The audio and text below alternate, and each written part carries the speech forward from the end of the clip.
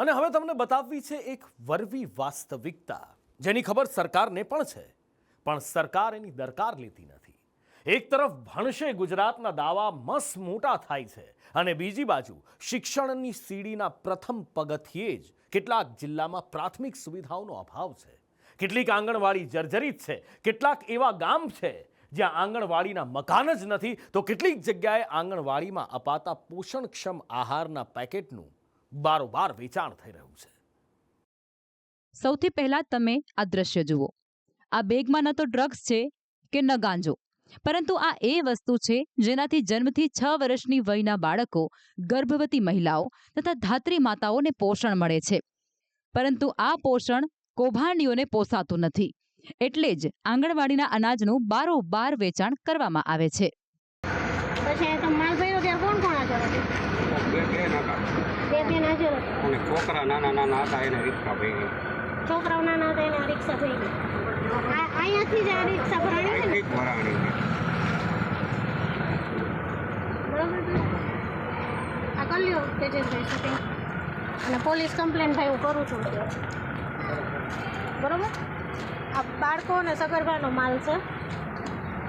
તમને આ ક્યાં નાખવાનું કીધું? આ રાજકોટના દ્રશ્યો છે, જ્યાં શાળા નંબર 78માંથી અનાજને રિક્ષામાં ભરી અને મોકલાયું હતું, જેમાં બાળકોને આપવામાં આવતા બાળશક્તિ, માતૃશક્તિ અને પૂર્ણામાં 36 બેગ બારોબાર વેચવા માટે લઈ જવાઈ હતી.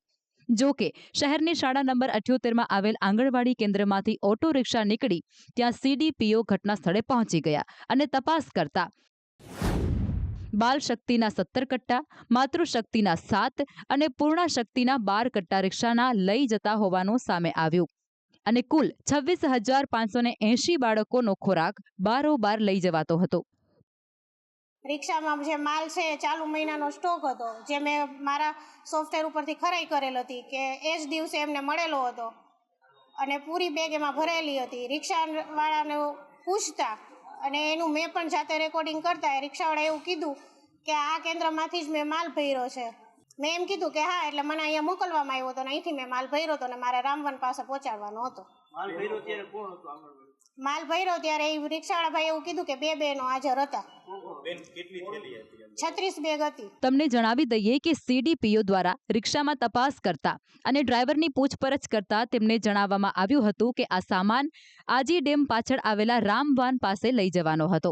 આ બાળકોનો ખોરાક કેમ બારોબાર જતો હતો, કોના ઇશારે અનાજની હેરાફેરી થતી હતી, તે સમગ્ર મામલે તપાસ શરૂ કરાઈ છે. આંગણવાડીમાં આવતા બાળકોને પોષણયુક્ત ખોરાક મળે તે માટે રાજ્ય સરકાર દ્વારા રાજ્યની તમામ આંગણવાડી છે તેમાં પોષણયુક્ત ખોરાક છે તે આપવામાં આવતો હોય છે. તમને આ દ્રશ્યો બતાવી રહ્યો છું કે વોર્ડ નંબર 6માં જે આ આંગણવાડી આવેલી છે, રાજકોટ મહાનગરપાલિકા દ્વારા સંચાલિત આ જે આંગણવાડી છે તેમાં CDPO દ્વારા તપાસ છે તે કરવામાં આવી હતી. CDPOની તપાસમાં ખુલાસો થયો હતો કે 36 બાચકા છે જે બાળશક્તિ, માતૃશક્તિ અને પૂર્ણાના જે બારોબાર વેચવાનું કૌભાંડ છે તે અહીંથી મળી આવ્યું હતું. સાહેબ કાંઈ નથી, કાલે એ 12:45 માલ ઉતરો, 12:45 માલ ઉતરો ને અત્યારે આમ જ પડ્યો છે અને અહીંયા આવી એટલે બધા એમ કહે છે કે રામવન પાસેથી અમે પકડા છે. એ વસ્તુની કોઈ અમને જાણ જ નથી. પણ તપાસ કરવામાં આવી હતી, CDPO દ્વારા વિડીયો બનાવવામાં આવ્યો હતો, રિક્ષામાં ભરાઈને માલ બારોબાર જતો હતો. કોઈ વસ્તુની કહું તો શું સાહેબ, 12:45 હું માલ ઉતારીને અમે નીકળી ગયા હતા. આ વસ્તુની કોઈ અમને જાણ નથી. માલ બપોરે આવ્યો તો ને અત્યારે પડ્યો. જે વોર્ડ નંબર 6ના વોર્ડ પ્રમુખ છે નઝમાબેન પઠાણ અને આંગણવાડીના સંચાલક છે તેના દ્વારા કૌભાંડ કરવામાં આવતું હોવાની વાત છે. બેન ક્યાં છે અત્યારે? બેન રજા ઉપર છે 2 દિવસથી. નામ ખુલ્લું એટલે રજા ઉપર ઉતરી ગયા કે શું? ના, ડિલિવરીમાં છે બેન સાહેબ એના સગા. કેમેરામેન વિપુલ બોરીચા સાથે. એક તરફ સરકાર કુપોષણ ઘટાડવા માટે બાળ આહાર પેકેટ વિતરણ કરે છે, પરંતુ તંત્રની બેદરકારીને કારણે સરકારની યોજનાઓનો લાભ બાળકો સુધી પહોંચતો જ નથી. તો ક્યાંક ભ્રષ્ટાચાર પણ ફાલ્યો ફૂલ્યો છે અને જેના જ કારણે રાજ્યના હજુ કેટલાક જિલ્લા એવા છે જ્યાં વિકાસના કામો થયા જ નથી. એમ કહીએ તો પણ નવાય નહીં, કારણ કે છેવાડાના ગામોમાં હજુ પણ ભૂલકાઓ આંગણવાડીની રાહ જોઈ રહ્યા છે.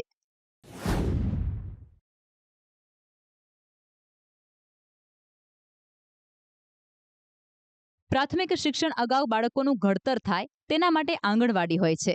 ત્યાં શિક્ષાની પ્રથમ સીડીમાં જ કેટલાક જિલ્લામાં પ્રાથમિક સુવિધાનો અભાવ છે. સરકાર દ્વારા શિક્ષણને મજબૂત કરવા કરોડો રૂપિયાની ગ્રાન્ટ ફાળવવામાં આવી છે, પરંતુ આ તમામ પ્રયાસોની અસર હજુ સુધી નસવાડીમાં પહોંચી હોય તેવું નથી લાગતું. આ જુઓ, એક તરફ આંગણવાડીને આંગણે પશુ બાંધેલા છે, તો તેની અંદર નાના ભૂલકાઓ અભ્યાસ કરી રહ્યા છે. આ દ્રશ્યો છે ઘોડીસીમેલ ગામના, જ્યાં આંગણવાડી ન બનતા 20થી વધુ નાના ભૂલકાઓ ખાનગી મકાનમાં બેસી પાયાનું શિક્ષણ લેવા મજબૂર બન્યા છે.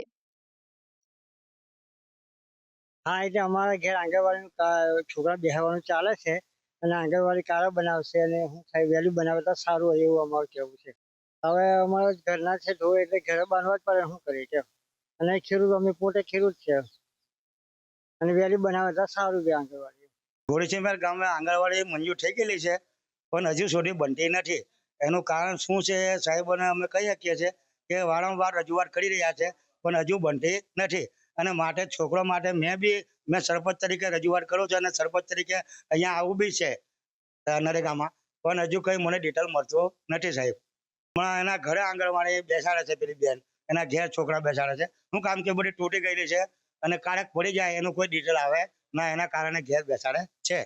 સરપંચનું કહેવું છે કે નસવાડી તાલુકા પંચાયતની મનરેગા કચેરીમાં અનેક વખત આ બાબતે રજૂઆત કરાઈ છે અને છતાં આજ દિન સુધી આ પ્રશ્નનું નિરાકરણ નથી આવ્યું.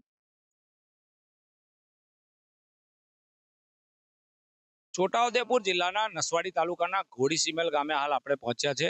સરકારે કહ્યું કે હવે આ વિકાસ કરી રહ્યા છે, પરંતુ ક્યાંક ને ક્યાંક વિકાસ જે છે તે દેખાઈ નથી રહ્યો. હાલ દ્રશ્યો જોઈ રહ્યા છો, આ આંગણવાડી છે. આંગણવાડી જોઈ લો, બહાર પશુઓ બાંધેલા છે ને અંદર આંગણવાડી ચાલી રહી છે. છેલ્લા 1 વર્ષથી આ આંગણવાડી ચાલી રહી છે, આ ઘરમાં ચાલી રહી છે. અહીંયા જોઈ રહ્યા છો જે આંગણવાડી બેન છે, બરાબર, બધી જાતની સુવિધાઓ બાળકોને આપી રહ્યા છે. જે પાયાનું શિક્ષણ છે આ મકાનમાં જ આપવામાં આવે છે. જોઈ રહ્યા છો પતરાવાળું મકાન છે. ક્યાંક ને ક્યાંક આઝાદીના વર્ષો વીતે હજુ પણ સરકારલક્ષી જે આ આંગણવાડીઓની પાકી સુવિધા મળવી જોઈએ એ પાકી સુવિધા મળતી નથી. ઘોડીસીમેલ ગામે હવે વ્યવસ્થિત સારી સુવિધાવાળી આંગણવાડીની સુવિધા ક્યારે મળશે તે લોકો પ્રશ્ન કરી રહ્યા છે.